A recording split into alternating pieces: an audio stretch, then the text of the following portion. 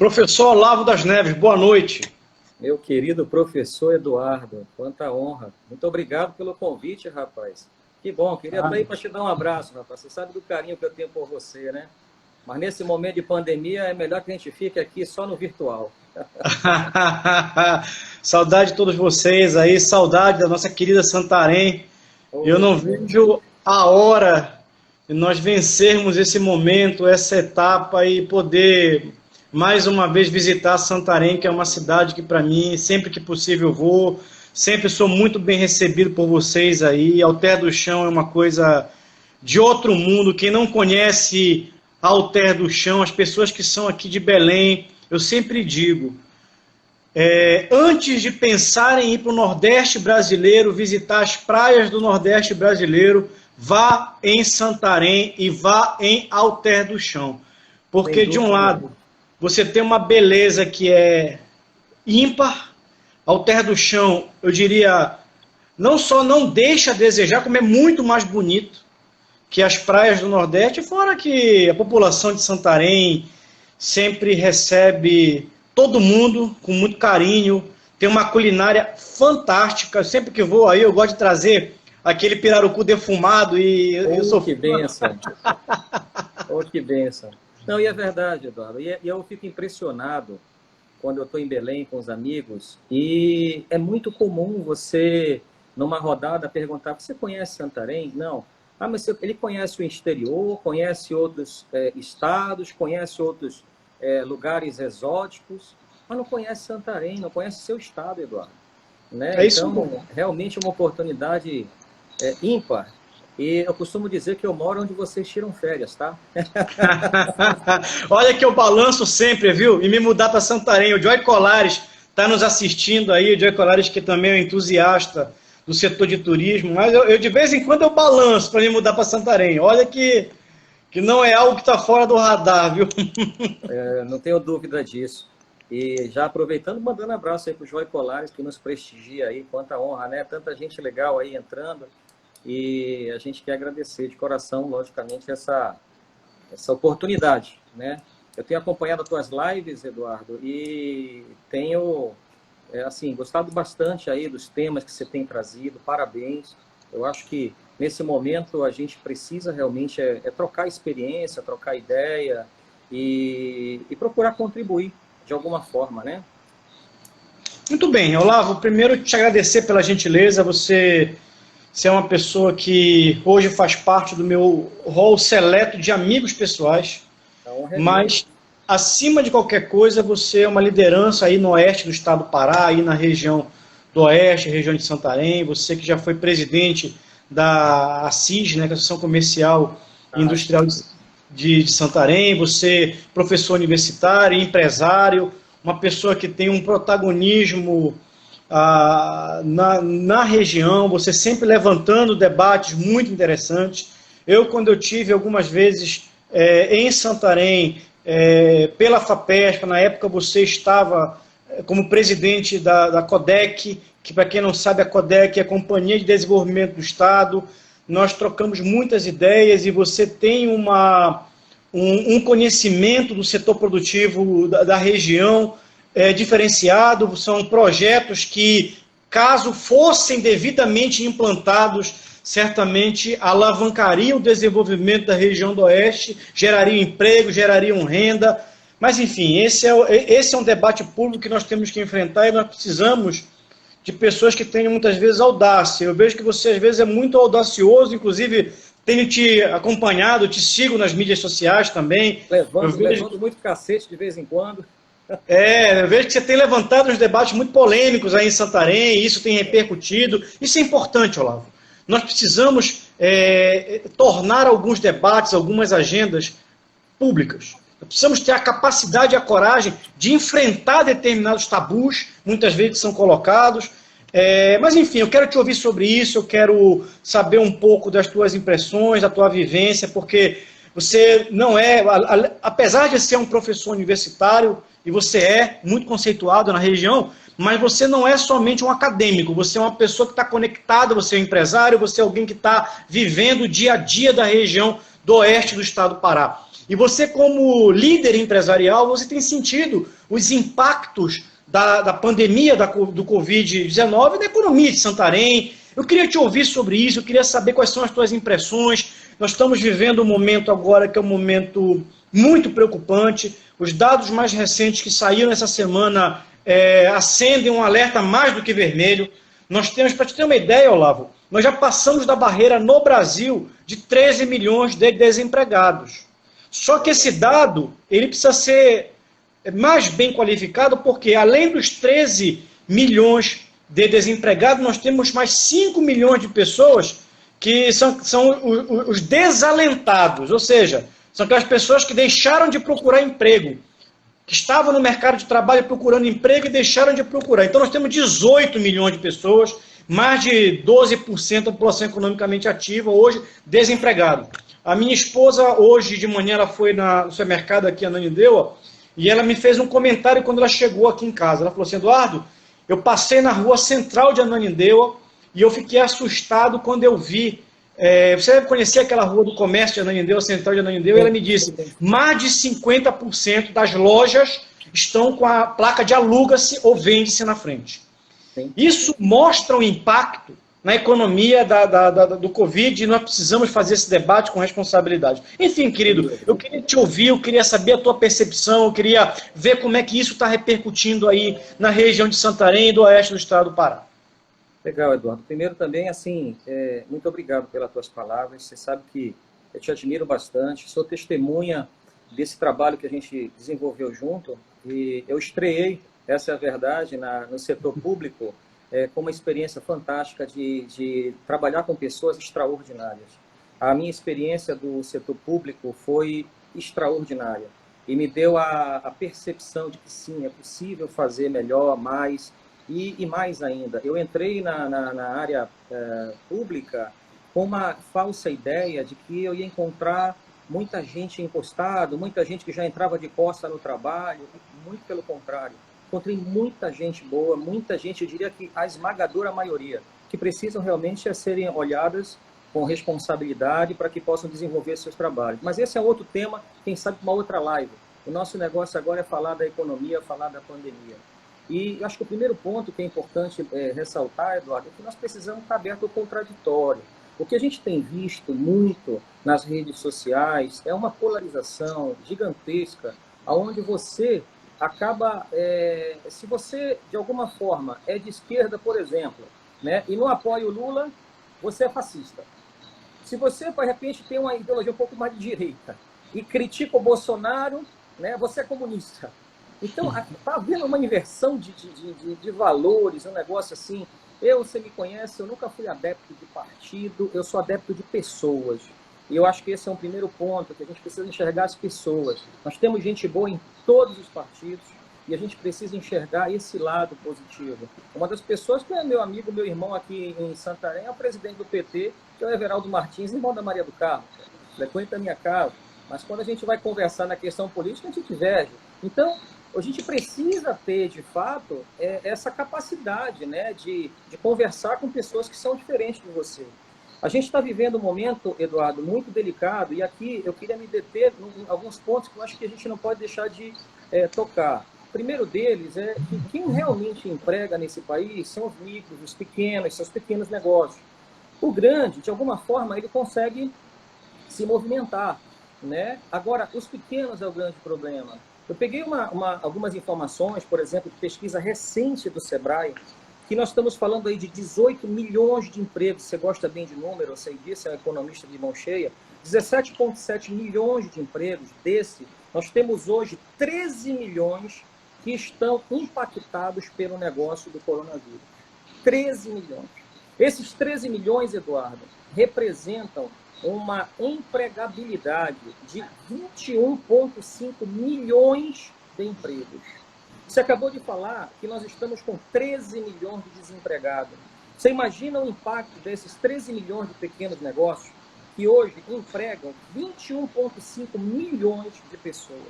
Eu tenho dito, e eu sou de formação administrador, que nós precisamos ter uma visão sistêmica da coisa.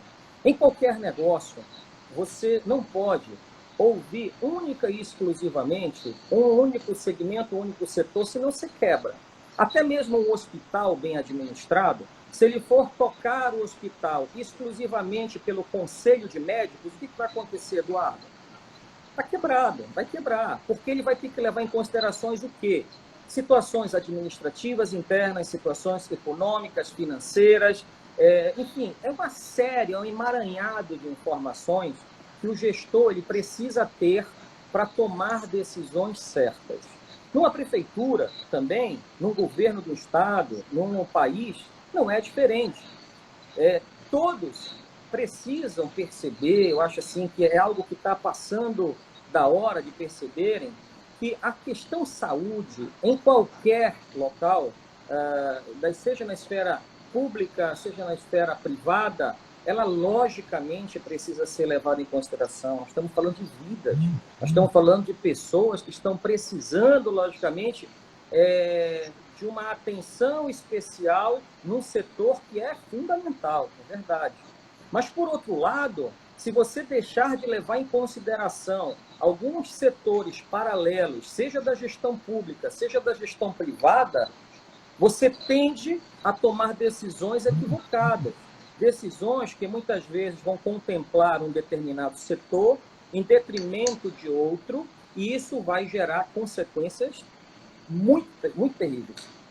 Então, diante desse cenário, eu acho que o primeiro ponto é que a gente precisa desse olhar sistêmico. Se na minha empresa eu escutasse somente o lado comercial, ele me diria o quê? Eu lá, abre no cartão de crédito aí, vende 24 vezes sem juros, nós vamos vender muito.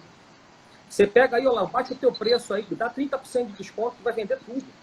Aí, por outro lado, eu tenho um administrativo que diz, não é assim, peraí.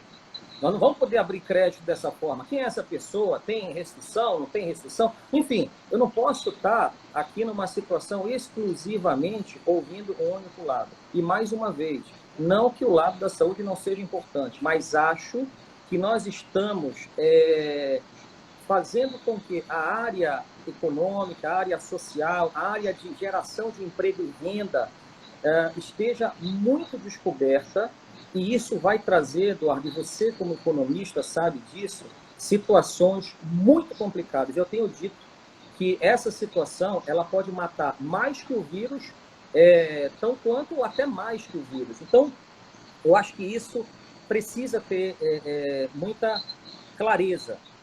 Um ponto importante que as pessoas precisam também perceber é que nós estamos numa situação em que o faturamento dessas empresas está caindo assim abruptamente. Quem é que estava preparado com fluxo de caixa, com dinheiro em conta, enfim, para essa situação? Esses 21,5 milhões de empregados que estão em 13 milhões de pequenos negócios impactados, Eduardo, o que está acontecendo neste momento? O Sebrae divulgou agora uma pesquisa, há 4 dias atrás, salvo engano, e atesta que esses 13 milhões de negócios, a média, Eduardo, de queda de faturamento foi da ordem de 61%. Você imagina você faturar, vamos lá, 10 mil reais, 100 mil reais, e de uma hora para outra passar a faturar 40 mil. Aí eu acho engraçado que tem gente que diz assim, vai pro delivery, vai vender delivery, né? E aí, como é que você faz uma... porque eu até perdoo algumas pessoas que não têm o entendimento de como é que funciona um sistema desse, né? Não é simplesmente vai para o delivery. A questão é muito mais... O buraco é muito mais embaixo. Aí tem outro que diz assim, não, mas peraí, o governo está pagando salário. Peraí, está pagando o quê, rapaz? Está pagando aí 50% para o cara ficar em casa ou para o cara trabalhar 30% que não tem faturamento. E detalhe, existe um passivo trabalhista mês a mês, que você sabe bem disso, que eu vou ter que pagar lá na frente. Eu estou falando aí de 13º, eu estou falando de férias, eu estou falando de uma possível rescisão lá na frente. N situações. Então, eu lamento, porque, infelizmente, o nosso país é muito complicado você discutir muitas vezes, porque falta, muitas vezes, o quê? O conhecimento, né? É um país que lê muito pouco, Eduardo. Eu sei que você é um devorador de livro, amigo. Eu estou muito longe de você, tá? Eu te invejo bastante. Acho que você lê aí não sei quantos por semana, rapaz. Eu acho que eu estou lendo hoje aí, vamos lá, um a dois por mês. E eu te confesso que essa falta da leitura me faz ficar assim, bastante decepcionado. E você é professor universitário como eu, sabe, do nível que a gente tem tido do alunado hoje, que é muito, infelizmente, eu tenho que dizer isso, muito alienado do que está acontecendo aí. E é nesse sentido que eu acho que a gente tem por obrigação não ser omisso. Tem por obrigação dar a cara a tapa, sabe? Ainda que você peque aqui ou acolá por um excesso, eu prefiro isso à omissão. Eu tenho questionado muito as entidades de classe que eu tenho sentido falta desse protagonismo, sabe, Eduardo? Dessa situação que hoje está sendo necessária para abraçar os pequenos. Eu vou te dar um exemplo que, para mim, foi assim, a gota d'água. Hoje os bancos estão na televisão fazendo propaganda. Olha, vou lhe dar tantos meses, carência, vem aqui, é 60 dias e não sei o quê. Primeiro, para conseguir, meu amigo, esse crédito, amigo, é muito penoso. A minha filha, que tem um delivery, ela falou, pai, eu vou pedir ao banco que faça um empréstimo para mim, porque eu entrei no cheque especial, pai. E eu preciso pagar o cheque especial e eu não estou tendo faturamento. Eu falei, vá lá, filha, vá lá que deve ter boas condições.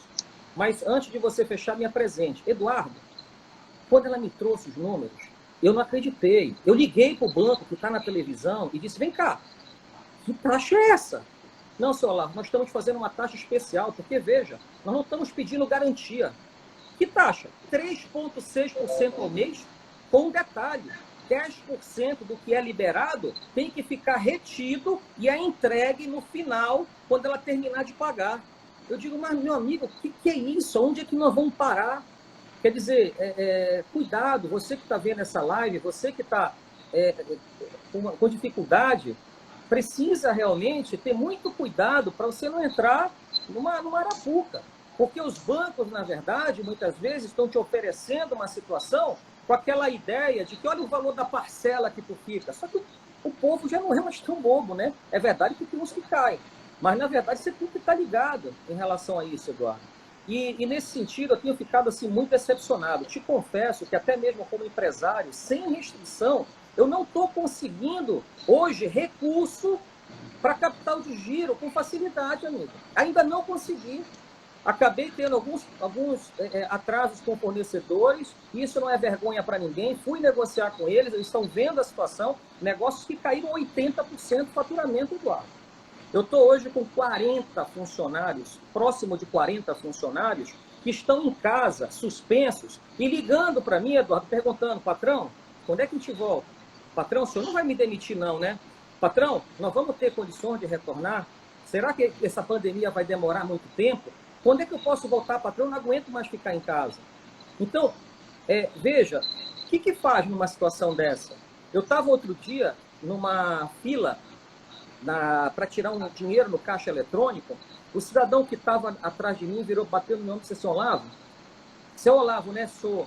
Poxa, olha, parabéns, eu vi aí as tuas postagens e tal, e eu vou te dizer uma coisa, eu sou autônomo, e eu não vou para a fila de caixa econômica me sujeitar lá a minha dignidade da minha família para uma fila de caixa econômica sujeita a pegar doença, porque eu sempre me mantive, eu sou autônomo, eu sou eletricista, eu só quero trabalhar. E hoje fico muito indignado de ter que estar saindo driblando blitz, driblando fiscalização para ir trabalhar.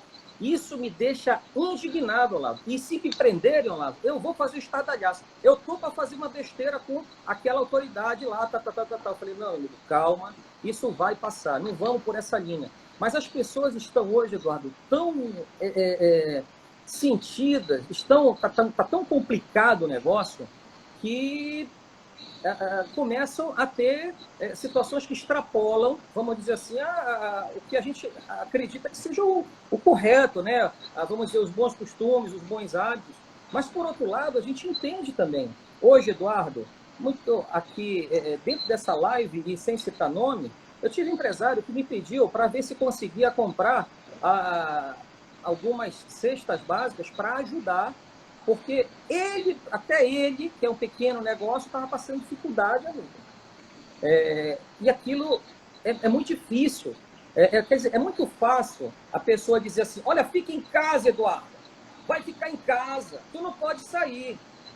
Por quê? Está lá pingando todo mês o seu salário, o dinheiro está entrando, não tem muitas dessas pessoas sequer alguma baixa, porque o recurso líquido e certo vai cair, e aí critica um pobre autônomo desse, eletricista, que não quer se sujeitar a ir para uma fila de banco numa caixa econômica para pegar R$600. Falou, R$600 não resolve minha vida, não. Eu tenho filho, eu tenho esposa, eu tenho gente que está trabalhando, pago colégio. Não dá, né? Então, essa falta de empatia, essa falta sabe, de se colocar no lugar do próximo mesmo, de enxergar o outro lado da moeda, de estar aberto ao contraditório, isso eu te confesso que tem me revoltado bastante. Talvez, Eduardo, tenha sido também motivo pelo qual, em algumas situações, eu tenho me excedido e até concordo. Meu pai me ligou ontem. Você não faz ideia. Meu pai tem 65 anos. Meu filho, pelo amor de Deus, já tem aí seus 45 anos e tu tá nesse negócio ainda? Tu não é político, rapaz. Tu é empresário, larga esse negócio. Eu já te falei 10 vezes, a gente não vive desse negócio. Sai desse trem aí, rapaz. Tu tá te preocupando demais e não sei o quê. Eu falei, meu pai, eu acho que até ele tá ouvindo, não sei se ele tá aqui. Até eu falei para ele, não vou ver esse negócio dessa live. Eu falei, meu pai, eu acho que a gente precisa... Não dá para se omitir. Essa é a grande verdade. E, meu pai, eu não sou assim. A minha vida foi dentro do associativismo. Eu tive uma experiência muito enriquecedora no governo do Estado e sou muito grato ao governador Jatene.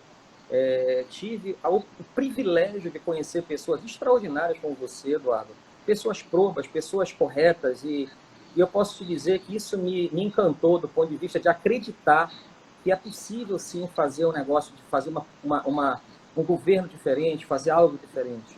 E eu disse a todos que o meu tempo na vida pública, ele se encerrou mesmo. As pessoas não acreditavam. E tem gente ainda que diz que eu vou ser candidato a prefeito, pô. Eu nem partido tô, pô. Entendeu? Mas uma coisa eu vou dizer para essas pessoas, que eu não vou ficar... não vou deixar de estar contribuindo, ainda que nos bastidores, isso certamente não vou. Inclusive, foi um compromisso que eu firmei com a minha família. Eu disse, minha área política já encerrou, mas não pensem vocês que eu não vou estar nos bastidores procurando ajudar a quem a gente acredita, projetos que a gente, de repente, se identifica, porque eu acho que isso todo cidadão deveria fazer. E parar de apontar o dedo para pessoas, muitas vezes, que nem conhece, para dizer que está ali em busca de uma boquinha ou alguma coisa assim. Eduardo, e aí um parêntese, eu lembro bem que você foi candidato e, meu amigo, eu estava numa torcida tão grande para te ganhar, mas tão grande, você sabe disso. Fiz campanha para ti. E o que eu percebo é que as pessoas, que quando a gente via alguns comentários, olha, ele quer se manter. A gente sabe que você não vive disso, rapaz. A gente sabe que muito disso aqui é ideal. Ainda existem boas pessoas, idealistas como você, e não é rasgação de seda, não, porque eu te conheço, e você nem precisa disso, você é um renomado economista. Agora, me dói as pessoas apontarem o dedo e dizer, lá vai mais um que quer. Então, enquanto essas pessoas continuarem, apontando o dedo para pessoas de bem,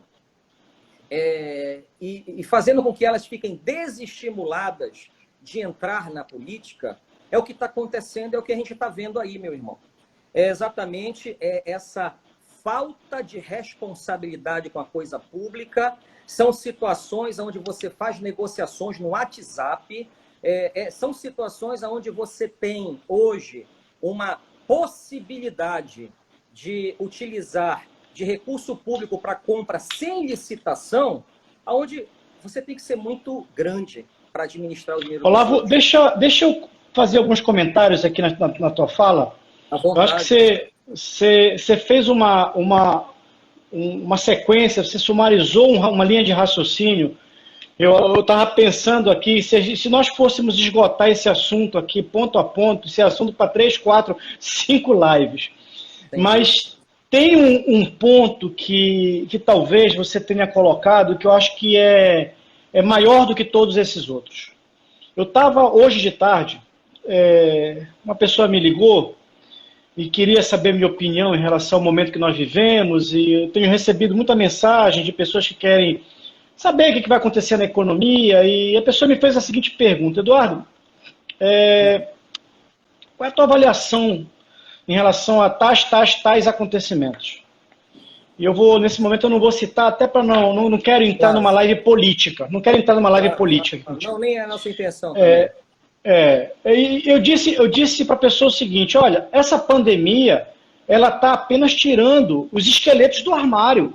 Os esqueletos do armário já estavam lá no armário. Ela está explicitando corrupção, má gestão, falta de uma política, eu diria, de sociedade. E dentro do que nós estamos discutindo aqui, que o tema é mais o setor produtivo, a geração de emprego e renda, nós, nos últimos 30 anos, nós consolidamos uma sociedade que é completamente avessa ao empreendedorismo. Aquilo que se fala de empreendedorismo publicamente é meramente proselitismo da parte de alguns, porque nós não temos ambiente para o empreendedor. Eu diria que o empreendedor hoje, ele é um cara... Eu admiro você, eu admiro... Hoje, as pessoas que eu mais admiro no Brasil são os empresários. Por quê? Porque um camarada resolver abrir um negócio, abrir um empreendimento, com todas as dificuldades burocráticas, tributárias que nós temos, incerteza, custo Brasil, etc., isso é para quem tem muita coragem. Isso é para quem tem muita coragem, muita audácia.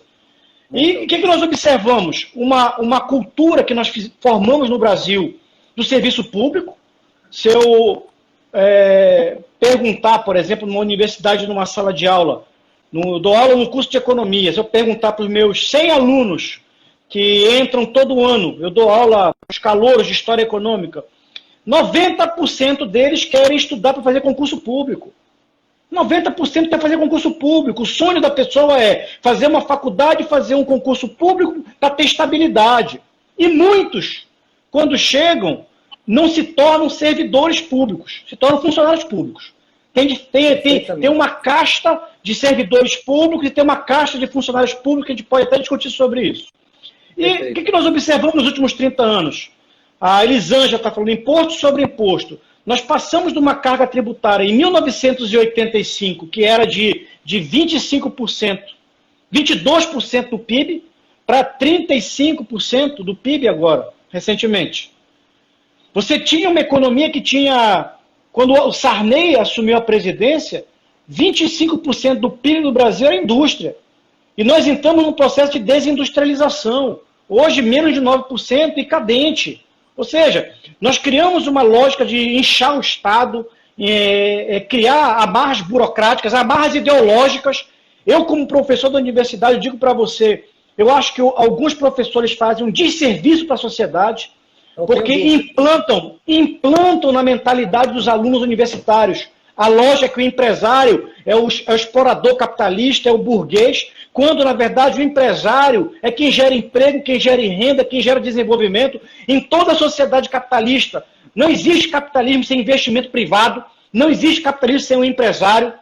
Então, em vez de você incentivar o empreendedorismo, você incentivar startups de empresa, você incentivar a inovação, você começa a criar uma mentalidade, que eu diria, avessa.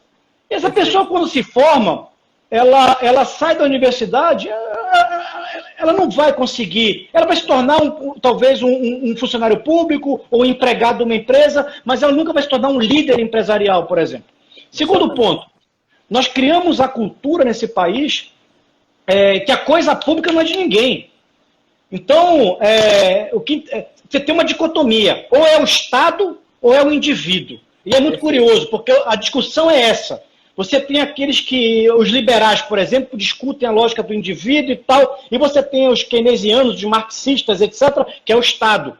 Mas aqui no meio disso aqui, tem um pântano da coisa pública. E a coisa pública é de todo mundo. Perfeito. E poucas pessoas,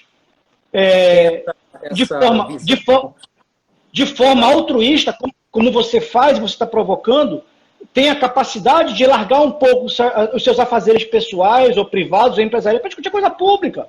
E nós deixamos com que os políticos resolvam as coisas públicas. Sem falar que ultimamente, a gente tem realmente pagado um preço muito alto pela falta da qualidade da gestão. Então, o ponto que você está colocando, eu acho que ele é central.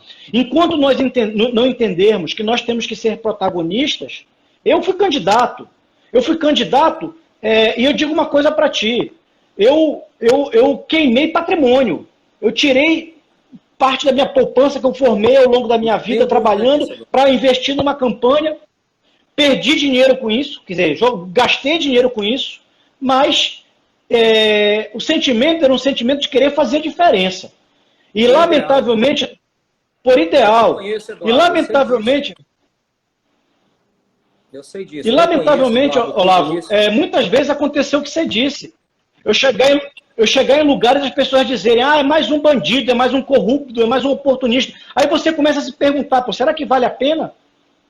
Eu não sei. Eu acho que nós precisamos ter a capacidade como sociedade de formar novas lideranças em todas as esferas e entender que esse debate político é de todos nós.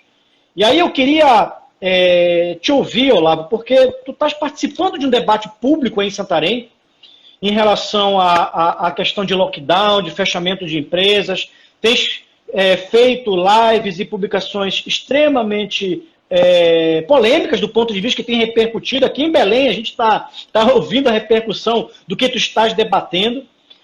Qual é o teu sentimento, qual é a tua sensação em relação ao que tu estás observando em Santarém? Como é que estás observando isso aí? Olha só, Eduardo, é muito oportuno tudo isso aí, essa tua live, ter colocado dessa forma, porque assim, eu quero ressaltar primeiro assim, eu sou adepto, logicamente, de que a gente precisa ter, mais uma vez, uma visão sistêmica, especialmente os gestores livres, ou pelo menos com a, vamos dizer, a responsabilidade de não estar cedendo, muitas vezes, pressão a B ou C, em detrimento de determinadas, vamos dizer, determinadas situações que acontecem no teu cotidiano. Você tem que ter, ao meu ver, posicionamentos centrados em cima de racionalidade. Porque quando você começa a ir para o lado pura e simplesmente emocional, ou ainda ouvir única e exclusivamente este ou aquele setor, você tende a tomar decisões erradas. A minha defesa, eu fiz agora um vídeo que algumas pessoas me criticaram. Tu queres fechar a loja Yamaha, a loja americana. Por quê? Eu passo na loja americana, está aberta a loja americana em detrimento de todo um comércio fechado. Não, eu não quero fechar a loja americana. Ao contrário, eu quero que a loja americana permaneça aberta. Mas eu também quero que os comerciantes possam ter a oportunidade também de estarem abertos também. Por que lá na Americana pode e aqui não pode? Eles me disseram, não, é porque lá é supermercado. Eu falei, quando é que tu foste de carrinho de supermercado fazer compra do mês lá na loja Americana? E eu não estou aqui para pedir a cabeça da loja Americana, longe de mim, mas só que sempre há os oportunistas, sempre há os mau caráter que levam para uma linha de dizer que é isto. É a mesma coisa que aconteceu. Nós vivemos em Santarém numa ilha, infelizmente é uma ilha. Nós estamos há 3 dias pendurados numa rede para a nossa capital, Belém. Nós não temos acesso rodoviário, só quem é adepto de off-road. Agora, com as chuvas, está uma beleza. E, para piorar, o pessoal não tem que descer avião aqui. Eu digo, como assim não tem que descer avião aqui? E os pais de família, as famílias que moram fora, como é que chegam aqui? A gente precisa. E os barcos? Não, todo mundo tem que ficar no seu município. Peraí, pô. Santarém é polo. Eu falei, Santarém é polo regional de saúde. Santarém é referência de saúde na região. Nós não podemos nos fechar aqui com todos esses instrumentos e deixar o irmão lá em Alenquer, em Óbidos, em Oriximiná, seja lá onde for, sabe, sem acesso a essa estrutura. Ser polo tem bônus e ônus. Todo mundo quer ser polo. Todo mundo quer ser capital, quer ser polo, quer ter aqui o regional, quer ter isso. Agora, na hora de compartilhar com os vizinhos, não, peraí. Tem que ser minha farinha pouca, meu pirão primeiro. O que é isso, meu amigo? As coisas não são assim. E aí eu me exponho mesmo e digo, meu amigo, tem que descer. Aí tem vamos dizer, a turma que não lê, e muitos é por ignorância mesmo, e foi dizer que eu estava dizendo que aqui há excelência de saúde, e que nós temos que, inclusive, receber os irmãos do Amazonas. Aonde que eu disse isso? Eu só disse que aqui realmente é um polo regional. Quem disse isso para o estado do Pará foi o Helder, né? O Helder que no início inventou que queria trazer os doentes do Amazonas para cá. E não fui eu, tá? Diga-se de passagem. O que eu disse é que aqueles que aqui chegassem e que precisassem, nós tínhamos aqui um polo regional. Mas não é dizer que eu vou trazer aqui a turma do entorno, tá? Não é isso. Então, é exatamente essa intolerância ao contraditório é que faz com que os nervos fiquem aí à flor da pele, qualquer coisa você já está querendo partir para agressão. Quantos amigos deixaram de ser amigos, por ideologia político-partidária ou por divergência de pensamento? Aonde nós estamos, amigo? Eu tenho um amigo que eu não sei se está na live, que é o Sérgio Bittar, que ele disse, Olavo, cheguei numa época da minha vida, você conhece o Sérgio Bittar, que eu prefiro não entrar mais em discussão, porque, amigos, a gente precisa guardar isso, e eu prefiro preservar os meus amigos a entrar numa polêmica quando tem pessoas que não têm nível para o contraditório.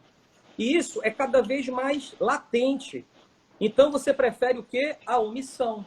E isso é muito triste, Eduardo, num país como o nosso, que carece de lideranças, e a gente está vivendo um momento muito triste, exatamente isso. Ah, tá, Olavo, mas você está falando tudo isso, e o que a gente faz? O que a gente pode fazer?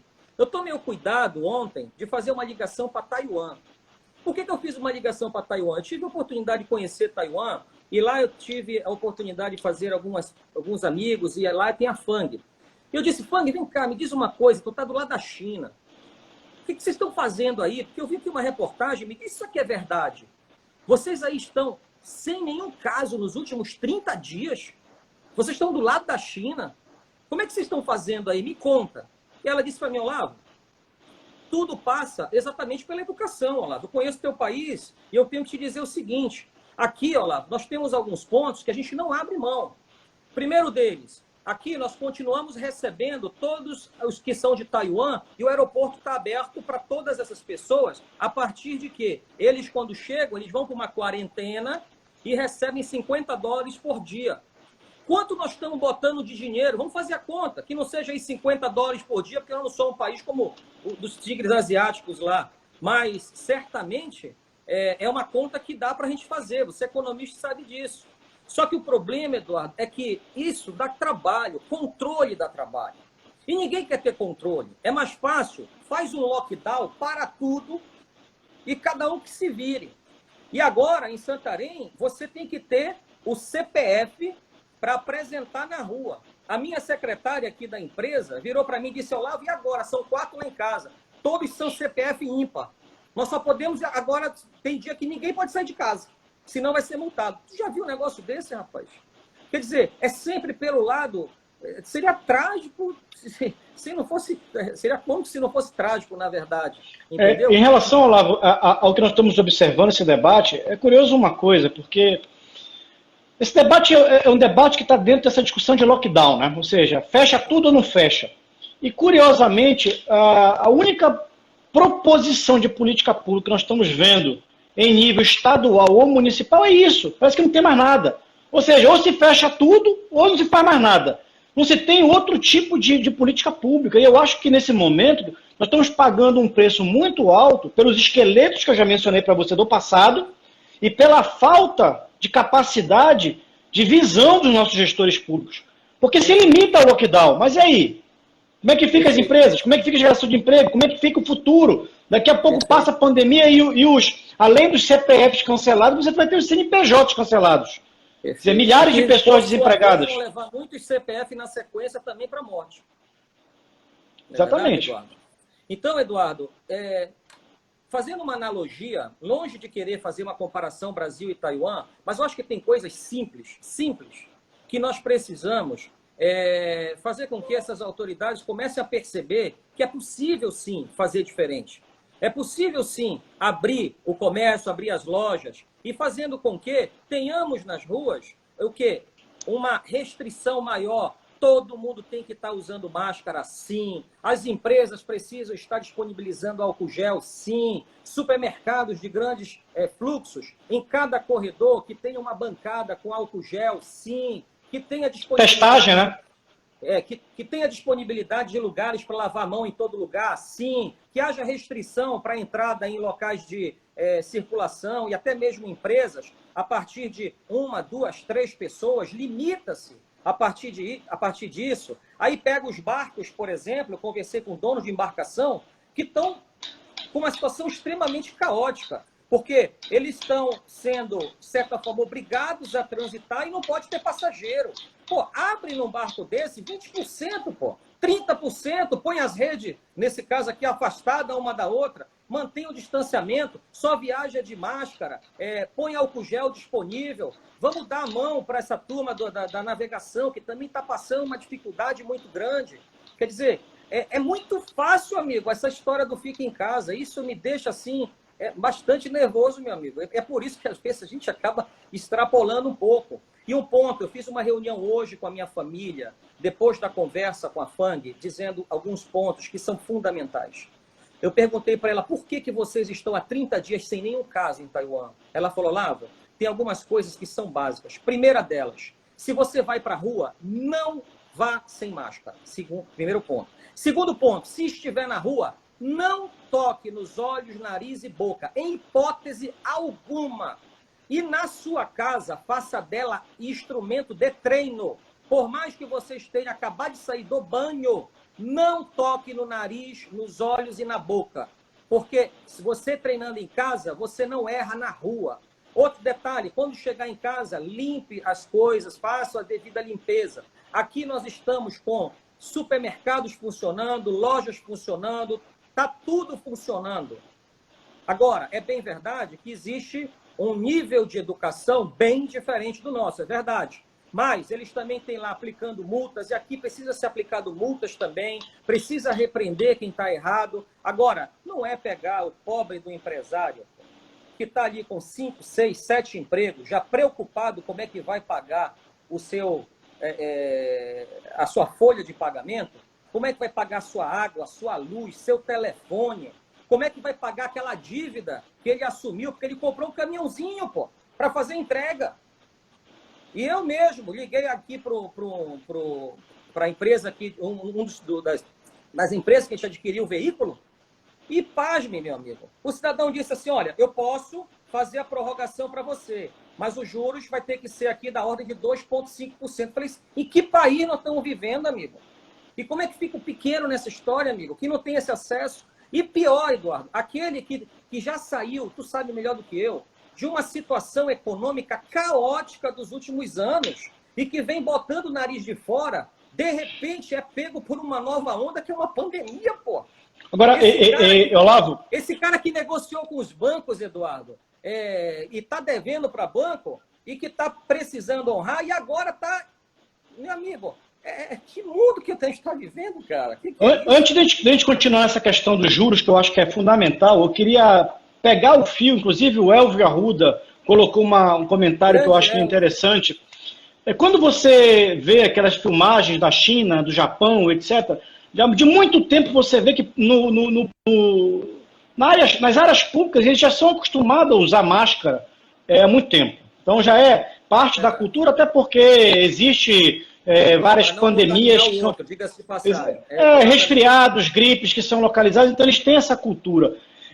Eu quero voltar justamente à questão da política pública, porque no Pará, e no Brasil como um todo, mas no Pará, especificamente nos municípios, o que se tornou política pública é basicamente você fechar tudo.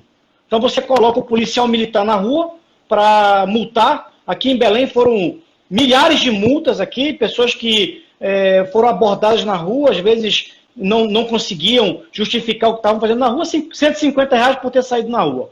Então, essa virou a política pública. Eu não vi uma campanha pública de educação, eu não vi uma campanha pública de higienização, eu não vi uma campanha pública de educação em espaços públicos como esse que você acabou de falar.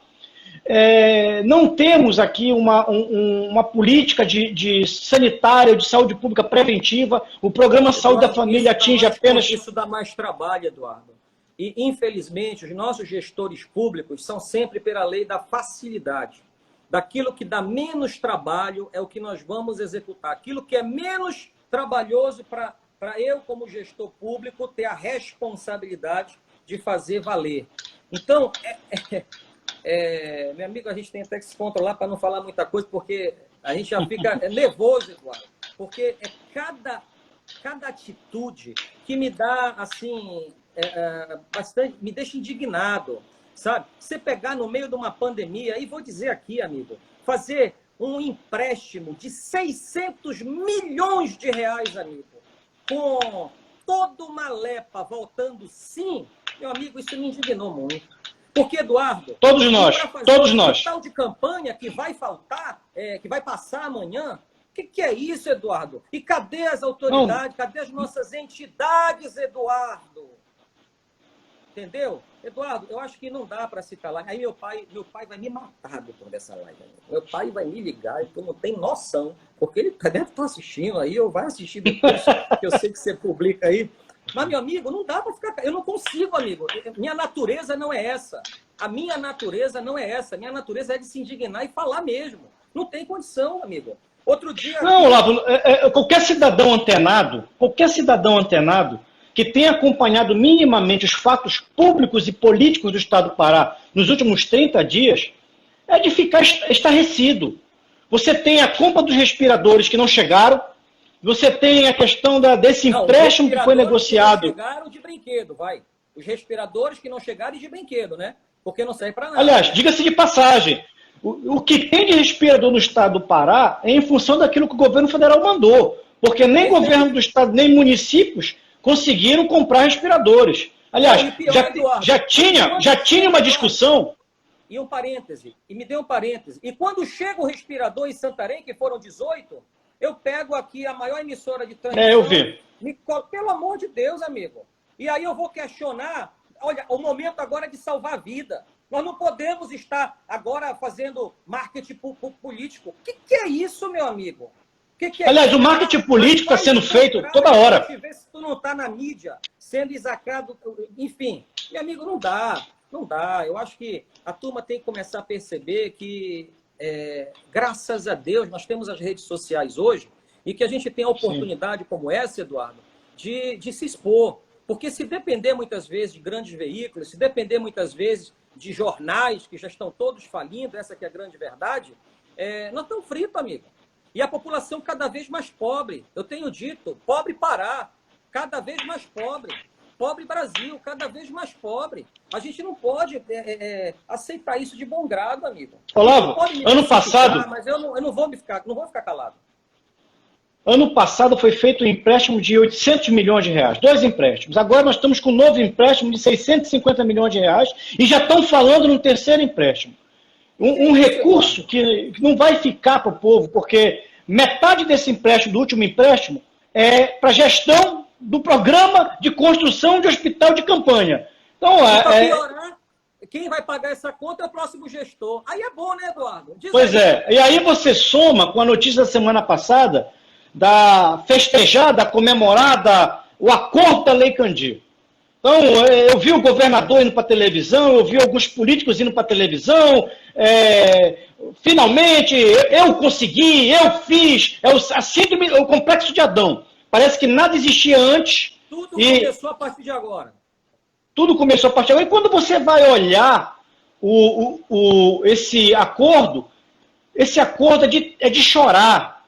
O Pará, que tinha um crédito a ser recuperado de mais de 50 bilhões, Olavo, mais de 50 bilhões com a União, o que o atual governador acordou nesses termos do acordo? Ele está abrindo mão desse passado de 50 bilhões em função de 5 bilhões e 100 milhões que vai entrar de 2021 até 2037, sendo que o grosso vai entrar nos próximos 3 anos. Ou seja, é a política do se come eu e meu cavalo alazão, os outros que comam ou não. O próximo governador já não vai ter o passivo, vai ter uma parcela ínfima para receber e vai ter o passivo desses empréstimos. E a população não está observando isso. Por isso que eu te digo, Olavo, nós precisamos exercer o controle social através das mídias sociais. Você está certíssimo. Concordo com você. Olavo, nós temos aqui mais uns 7 minutos de live.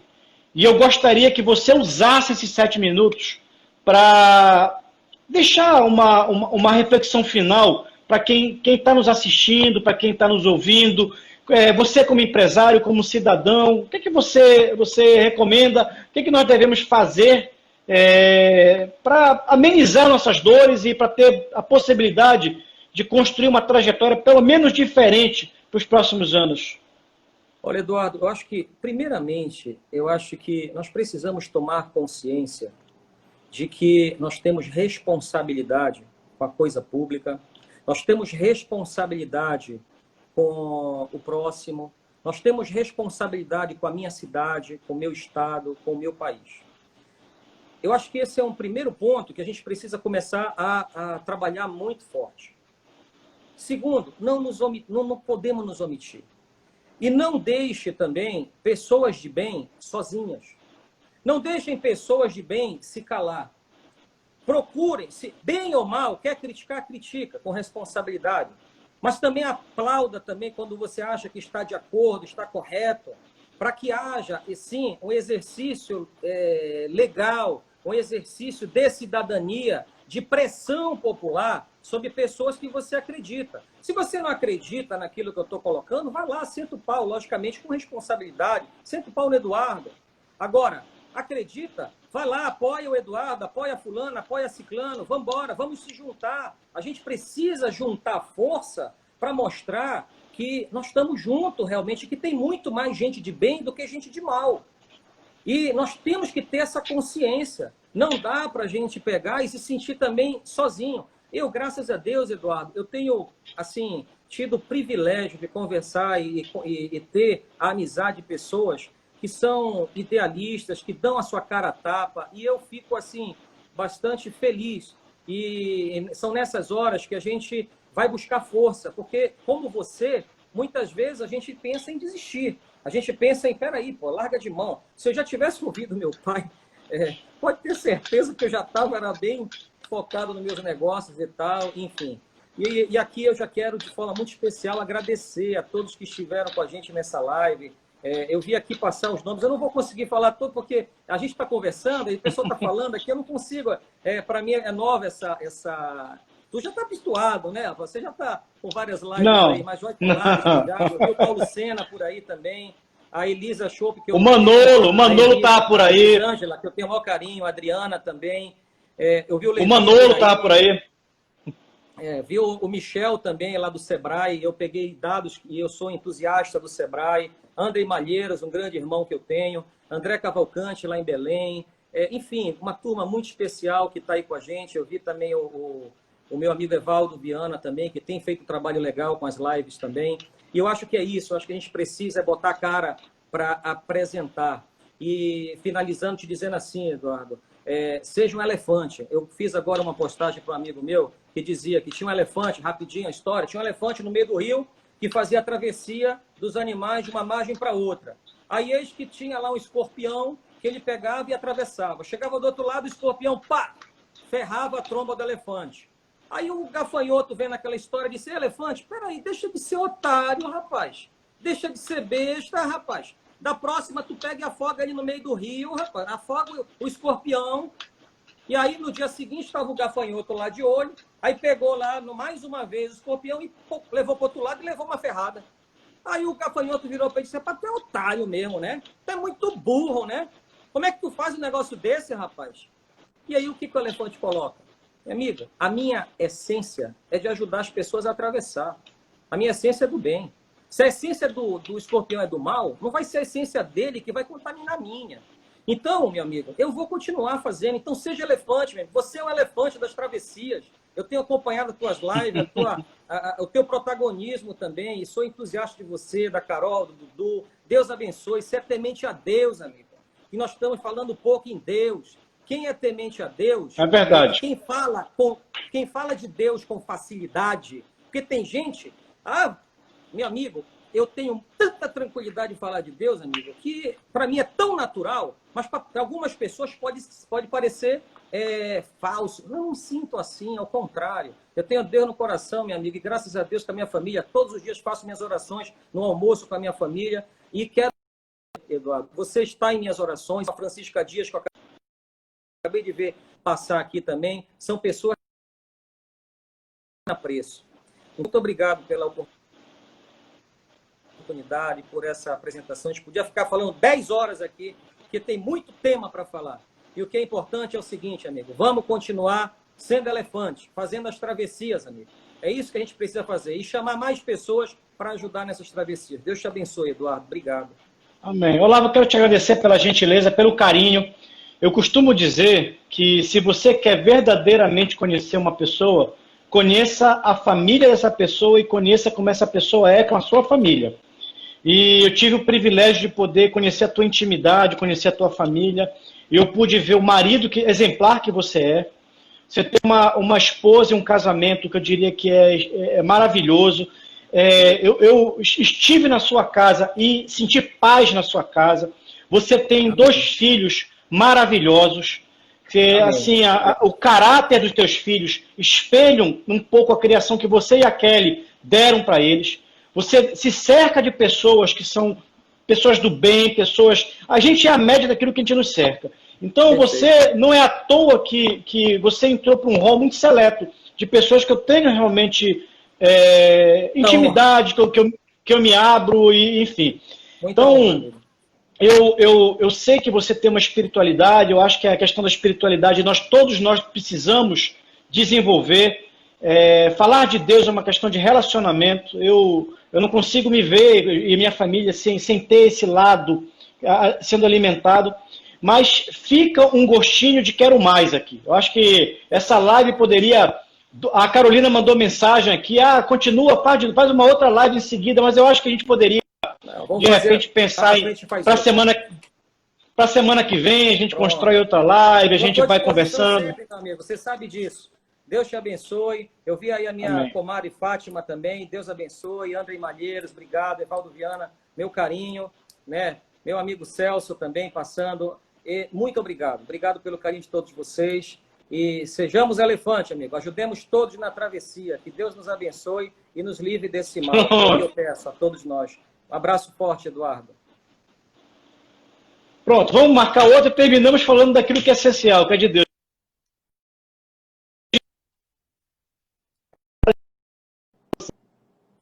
Carinho pela atenção.